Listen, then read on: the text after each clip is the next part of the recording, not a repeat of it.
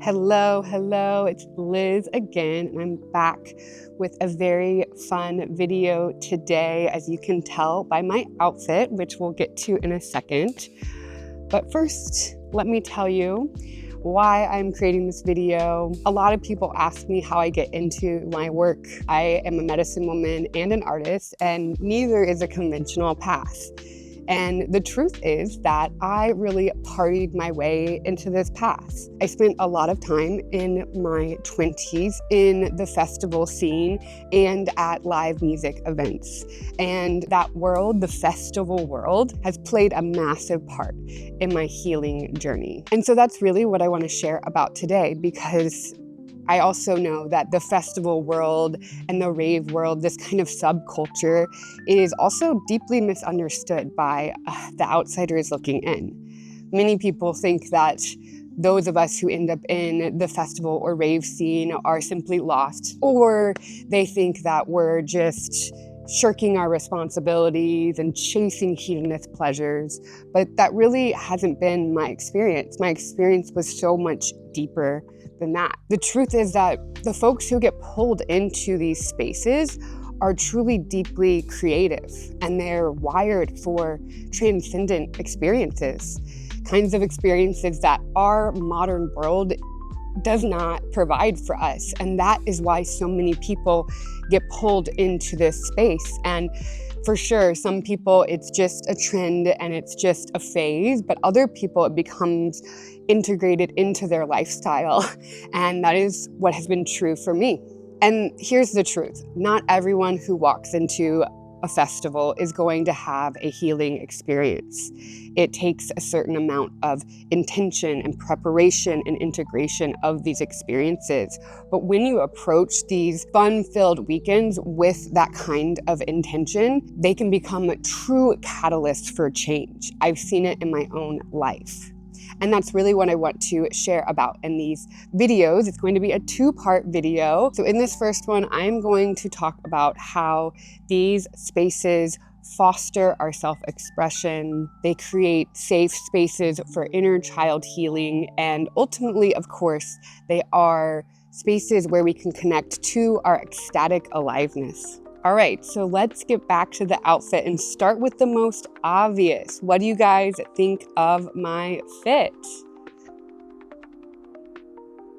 This is something I would typically wear at a festival event, and it's not uncommon for most people to be dressed up to the nines. Furs, sparkles, sequins, neon colors, and really just letting their freak flag fly. Costumes are a really big part of the culture. And at some events, they're really everything. Sure, at some of the more mainstream events like Coachella, you really hear about more of the influencer style of people just dressing up to look cute and take photos. But at some of the smaller events, like some of my favorites, particularly Desert Hearts, everyone is a part of the spectacle and everyone is dressed up in a costume. The weirder, the better. Some of my favorite costumes I've ever seen, they still crack me up to this day.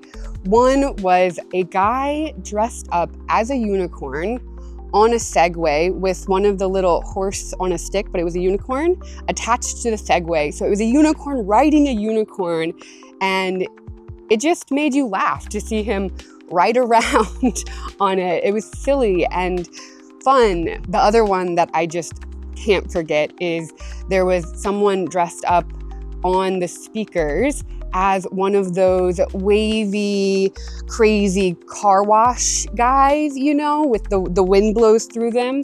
But it was a guy, and he was in full character and just would not stop for hours up on the speakers, just waving around. And it was so fun to watch. So there's this big culture around dressing up and really having fun and being a part of the event with your outfits and with your colors and with your expression. And it's really not just outfits. There's also something that in the festival world we call totems, which are handmade signs that people use so that when you're in a big crowd, you can find your friends, right? People have a lot of fun with these, and they end up mixing like pop culture memes and inside jokes with friends, and you just get a lot of really hilarious things. You're just looking out into the crowd and there's a carrot bobbing around. Or the other one that was really fun that I saw recently was a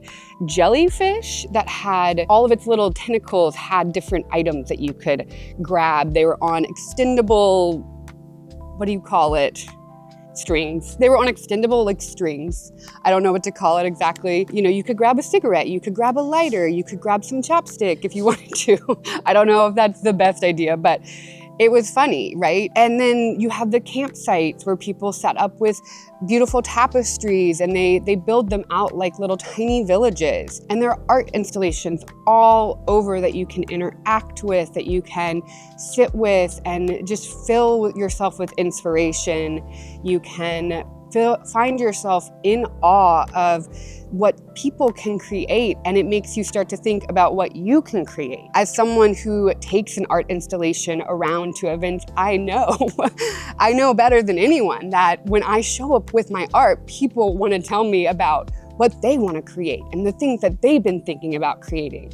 And so there's this domino effect of creativity overflowing and inspiring others to keep creating. And ultimately, when you zoom out on the festival world, beyond, of course, the mainstream ones that you know about, but into the kind of festivals that are community built, it really is all about people who just want to come together and build something really fun for the weekend. That really clicked for me when I went to Utopia a couple years ago. This is a regional Burning Man event. And so all Burning Man events and Burning Man itself are community built, right? It's not put on by some kind of production company. Every single activation there is brought by the patrons of the event, or they are hosting you at events within their camps. It's not a mega marketing monolith like Coachella or something. And this really is what I think is the best kind of festival. They're really these grassroots festivals that are run by people who really understand the true impact of these spaces. And for me, during the height of my festival years, so that's like around 2014 to 2017, these spaces were a huge outlet for my creative energy that I didn't really have my art practice yet for. I was very creatively blocked, but these spaces gave me a reason to dress up and create costumes, or to think about what kind of art I might want to bring at an event one day, right? And eventually that day came and I actually did it. At the time when I was really deep in the festival scene, I was really struggling with depression, social anxiety, and feeling lost in my career. I was working as a graphic designer and I had really completely abandoned my own art practice. But festivals, they gave me a reason to create again. And they fed my need, my soul's need for creativity. And what I didn't fully understand is they were activating also deep healing work with my inner child, which brings me to point number 2, inner child work. Festival spaces truly activate our inner child, and playing dress up, connecting back to number 1, was one of my favorite activities growing up. And honestly, I think that's all children. Even my husband's mother loves to tell that he, as a kid, would go to school dressed up as a cowboy or dressed up as Batman one day. So when you look around at a festival and you see all these grown adults in sparkles and wigs and furs, what you're really seeing is that their inner child is feeling lit up. And they're living out these hidden away desires, things that we've decided that aren't important because we're grown up or adults now, right? You're seeing women live out their Bratz doll fantasy with their big old braids and their beautiful outfits.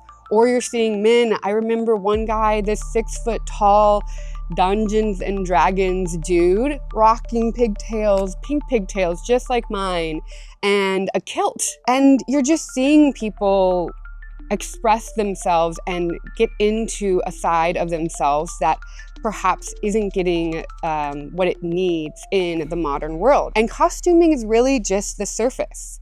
Because when you think about it, when was the last time you spent all weekend with your friends, major sleepover vibes, you know, staying up late, chatting, laying in a cuddle puddle, giggling all the time? And when was the last time you stood under a massive art installation that made you feel small in the best way possible? A friend of mine recently told me that she had misunderstood inner child work. She really only thought of it as this gut-wrenching therapy of sitting with unmet needs and childhood wounds, something that she just wanted to avoid.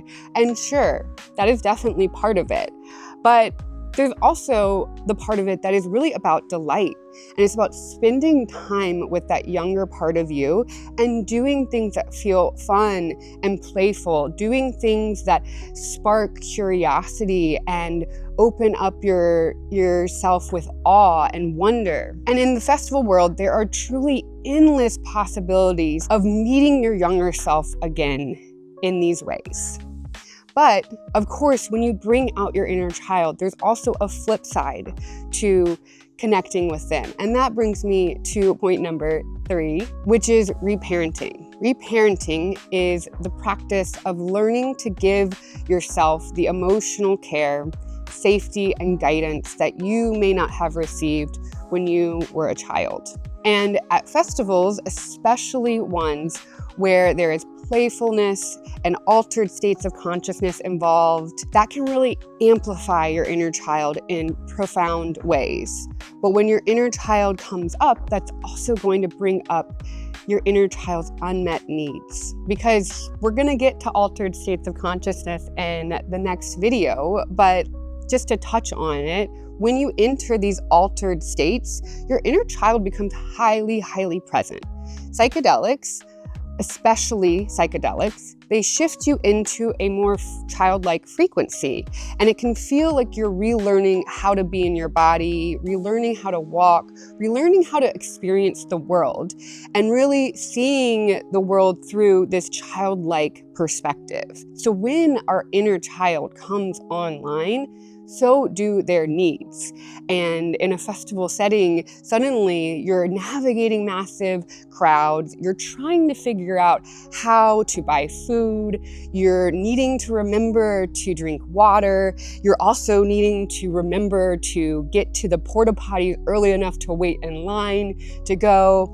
And you're really having to discern how much to take, right? Discerning between chasing a high and being satisfied with the ride that you're on. And what these environments and experience can do is really expose different ways that you haven't built internal safety or ways that you don't have the right boundaries, right? And for me, one of my biggest lessons was around boundaries. There was this one time I was at a festival on a beach, and I had one friend who had gotten really drunk and she kept getting in my face. And instead of being able to calmly and clearly say back off or I need space, I couldn't. I could not speak my boundaries.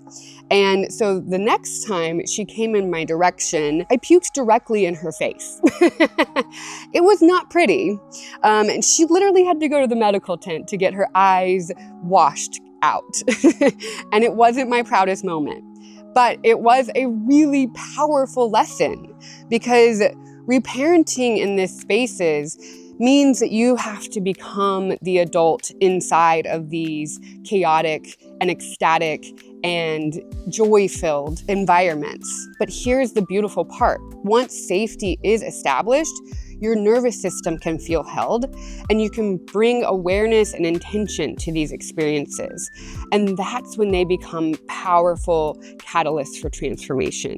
It was only from me being able to reflect on that moment of puking in my friend's face and understanding, I really just needed to speak up and ask for someone to even just tell her to back off. But it was something I couldn't do.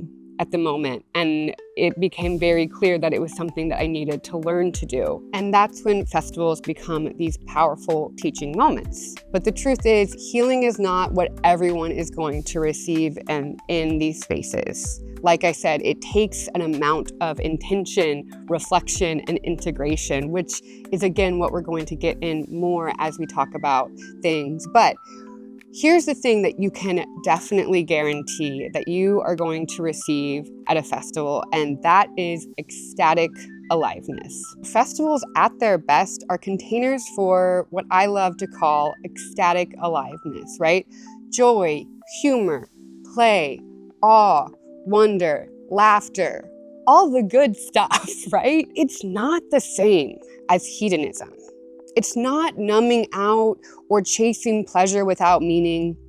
It's remembering what it feels like to be in your body and feel good. And in a culture that runs on anxiety and scarcity, that contrast is true medicine. Our culture is wired for stress and survival. And so accessing joy and aliveness is not indulgent, it's revolutionary. And yes, in these spaces, I've seen incredible music and I've gotten to see some of my favorite artists.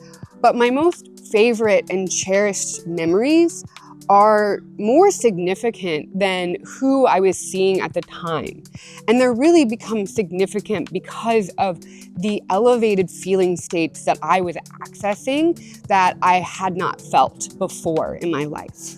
And the truth is that when we feel these elevated feeling states, our nervous system really marks them as significant, just like it will mark a very difficult, challenging experience as important and shift your wiring around that. The same happens for extremely positive and uplifting and empowering feeling states. Your nervous system will mark that as important and begin to rewire towards that. We rewire towards joy and pleasure, and with challenges, our nervous system will rewire towards safety and survival. And so for someone who had spent most of my life in this safety and survival space, stepping into this joyful and alive space was even more significant to my nervous system. That's really what sparked the first change of me transforming my whole life. It was connecting with deep feelings of love and belonging. And at festivals, I got to dance all day and I laughed until I cried countless times. I felt more alive in those memories than I had any other time of my life. I felt more present, right? And connected to the present moment. And because of that, my whole nervous system said, yes, this is something that we need to have more of. So a couple of my favorite festival memories, like I said, do not have to do with the music that I was seeing. One of my favorite ones was watching my friends who just got to the festival and they hadn't set up their camp yet, but they decided to go ahead and drop and then try to set up their tent. And there was a lot of wind.